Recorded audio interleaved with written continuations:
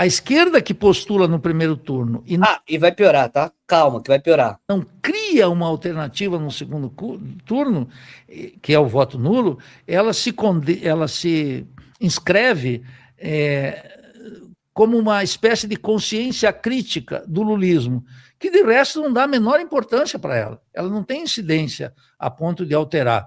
Some, eu não recordo agora, mas se somar o PSTU, o PCB e a UP no segundo turno, não teve 500 mil votos. Então, uma ditadura aqui, a ditadura existiu no Brasil porque tinha um movimento de massas a favor de grandes reformas que estavam tocando nas portas da Revolução Brasileira. Esse cenário não existe. A classe dominante está absolutamente cômoda. Onde é que está a grande... Então veja, se não acontecer um golpe no Brasil, é porque a classe dominante está cômoda.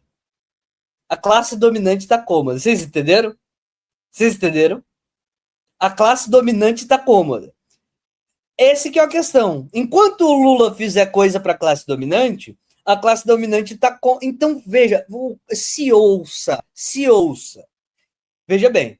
Então, se o PT ele não é muito radical e ele não vai tomar um golpe porque a classe econômica dominante está cômoda, então o PT está acertando, né? Se a classe dominante está meio satisfeita com o PT e não aceitaria uma mudança de regime completa que poderia ameaçar seus próprios negócios, então o PT meio que acerta em deixar uma porta de diálogo com a classe dominante, porque se ele fechasse essa porta, ele teria sido derrubado pelo golpe de Estado, não é isso?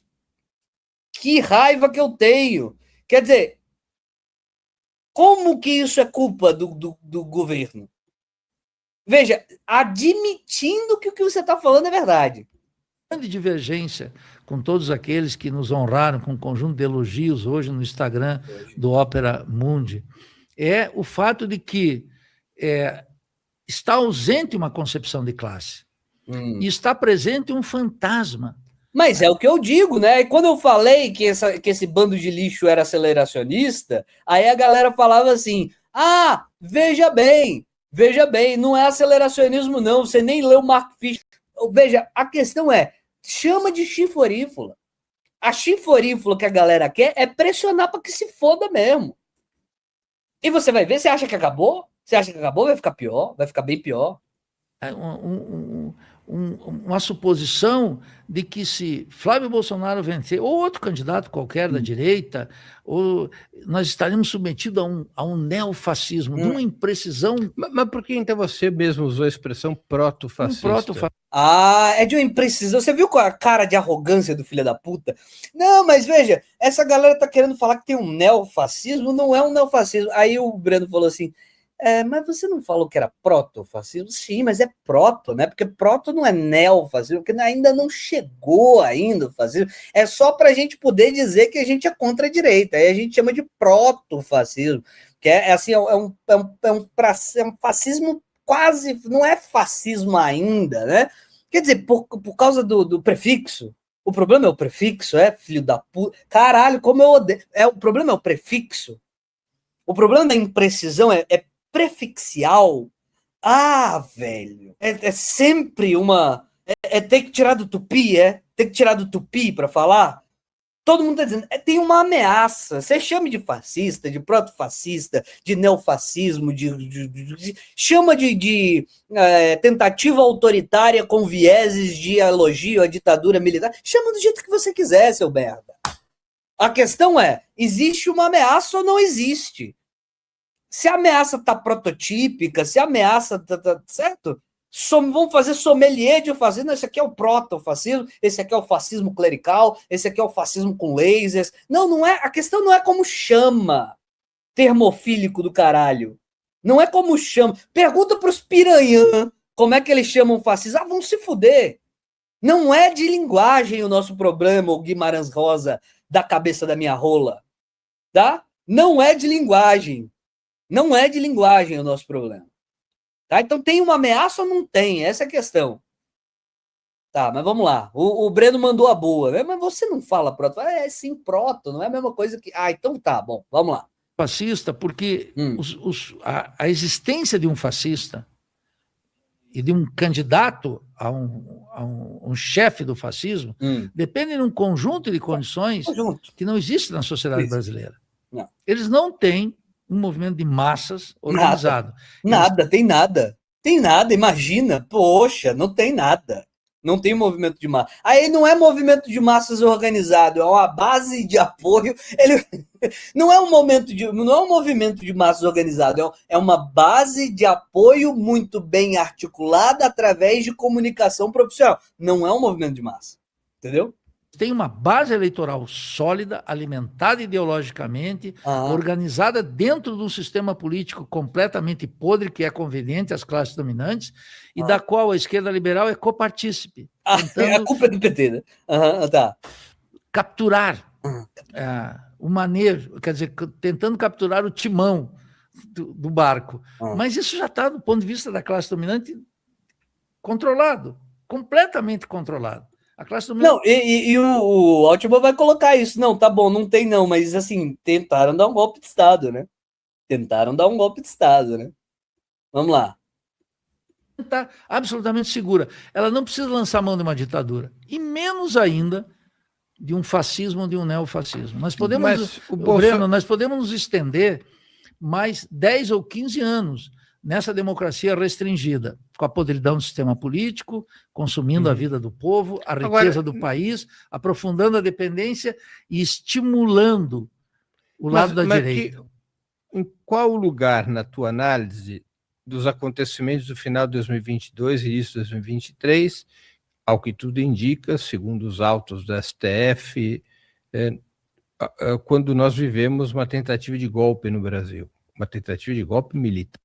Aí, veja, aí é tipo assim, é tudo... Não, veja bem, porque tem a classe, porque tem a estrutura, porque tem, né, já disse o pensador italiano e etc e tal. Tentaram dar um golpe de Estado. Não é uma elaboração sociológica, não. Tentaram dar um golpe de Estado. Eles tentaram, eles foram para o golpe de Estado. Mas não deu certo. Sim, não deu certo. Não deu certo porque não teve apoio. Não teve apoio porque não teve apoio dos Estados Unidos, né? E os Estados Unidos do Biden. Porque se fosse os Estados Unidos do Trump, não é isso? Vamos lá. Porque envolveu generais que, inclusive, estão condenados por essa tentativa golpista. Que lugar ocupa esse episódio na tua análise? Isso não representa um risco concreto de mudança de regime? 18 mil pessoas movidas na tempestade, tomando raio, dizendo tomaria 2, não é movimento de massa, não. O movimento de massa é o que acontece dentro dessa careca. Vá pro inferno. Não... Isso significa claramente que no interior das Forças Armadas não havia o menor consenso para isso. Significa que a Embaixada dos Estados Unidos não apoiou sistematicamente. Por quê? Porque é o Biden, então tem diferença, né? Mas vamos lá. Significa que as classes dominantes, quer dizer, banqueiros, grandes comerciantes, industriais, não estavam apoiando alguns setores do agro e do latifúndio que estavam claramente envolvidos. Então tem uma disputa, né? Então tem uma disputa, tem uns setores que apoiam e outros que não, né, seu animal do caralho? Então tá em risco, né? Então tá em risco sua mula do cacete. Então veja, tem um grupo que apoia e tem outro que não, então não tem problema, não. E se o grupo que apoia convencer o grupo que não? Seu animal do caralho. E se eles chegarem num acordo? E se eles negociarem? E que porra é essa? Não, porque tem um grupo e tem outro que não, então não tem problema. Como que não tem problema se já tem um grupo que apoia e outro que não? Basta o grupo que apoia vencer numericamente o grupo que não e tá dado o apoio. Que filho da... E significa que esse generalato, essas Forças Armadas que estão aí, sob controle do Comando Sul dos Estados Unidos, completo controle do Comando Sul dos Estados Unidos, não tinham consenso para tal. Pois é, fala como duguinista, cola como duguinista, mas é marxista, né? Fala como duguinista, cola com duguinista, mas é marxista, né? E algumas figuras estão presas, estou falando do general Braga, do general Heleno. 4 generais. 4 generais. Está claro. O ex-presidente da República. E um ex-presidente da República, e tá tudo muito bem, tá tudo muito bom, só que... E ironiza, né? O filho da puta ainda ironiza, né? O cara ainda ironiza, né?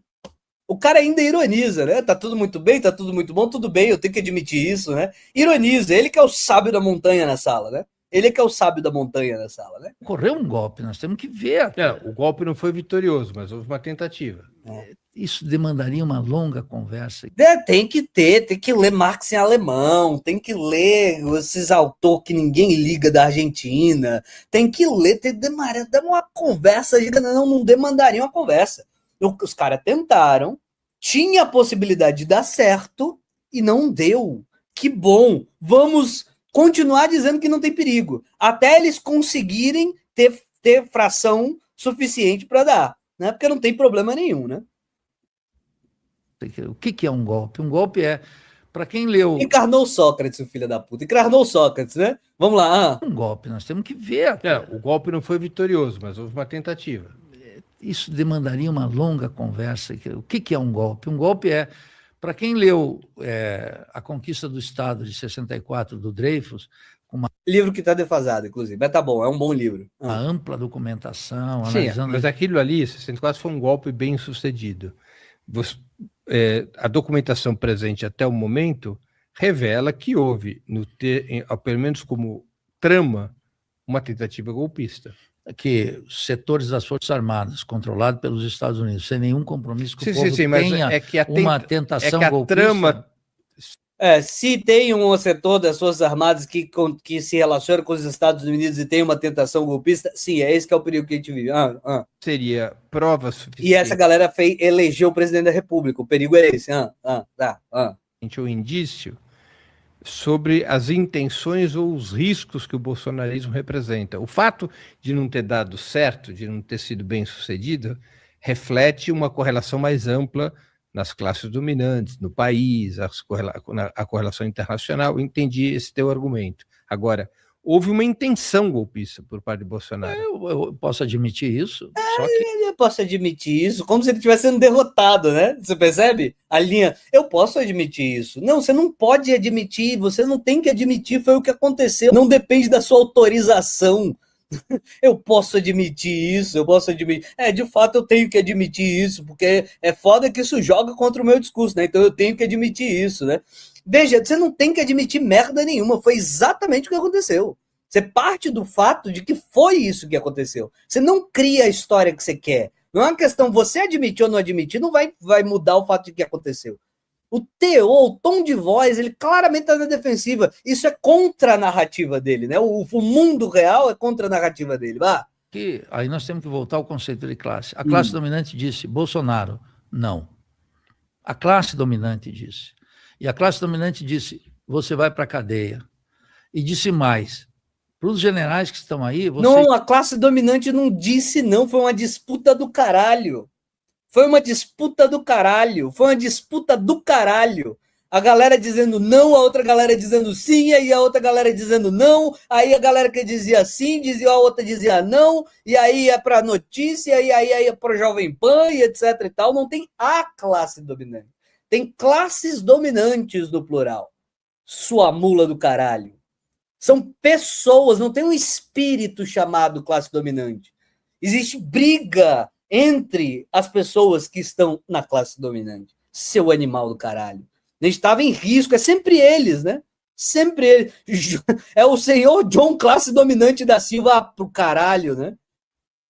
Vocês também vão para a cadeia. Vocês não vão ser fuzilados, vocês não vão... Você não acha que esse raciocínio aplicado hoje, quando o cenário internacional é capitaneado pela estratégia conduzida por Donald Trump, você não acha que você pode estar subestimando o risco de um governo Bolsonaro sob uma Casa Branca liderada por Donald Trump, com a estratégia, a chamada nova estratégia de segurança nacional dos Estados Unidos? Eu li o documento da nova...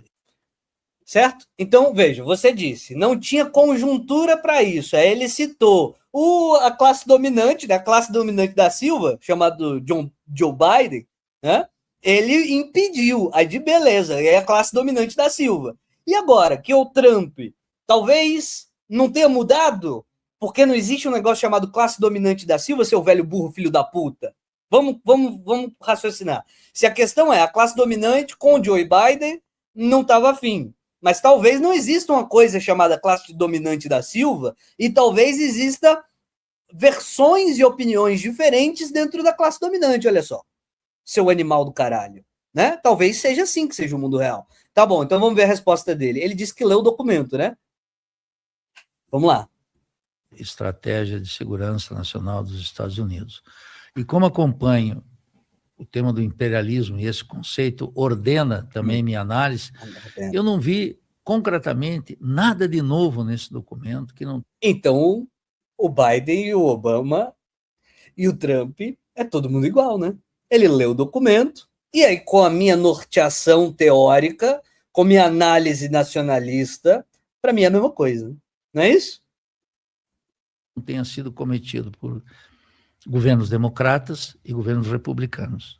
Para te dar um exemplo, todas as medidas que Trump tomou contra Cuba, Biden reforçou e agora Trump tomou mais 27 medidas contra o governo cubano. Eu não vejo diferença nenhuma, só mais 27 medidas, né? Eu não vejo nenhuma diferença, só mais 27 medidas. Uhum. Faz um bloqueio gigantesco. Só mais 27 medidas. Não tem diferença, né? Bom mesmo é o Plínio Salgado, né? Plínio Salgado é que tinha a leitura correta de mundo, né? Não mudou nada. Só esse terrível bloqueio. Só o país está morrendo. Só o Trump invadiu a Venezuela e disse: não mande uma gota sequer, nunca mais, de petróleo para Cuba. Só isso, né? Só isso, né? As pessoas estão sendo mortas de fome e eu não vejo diferença, né?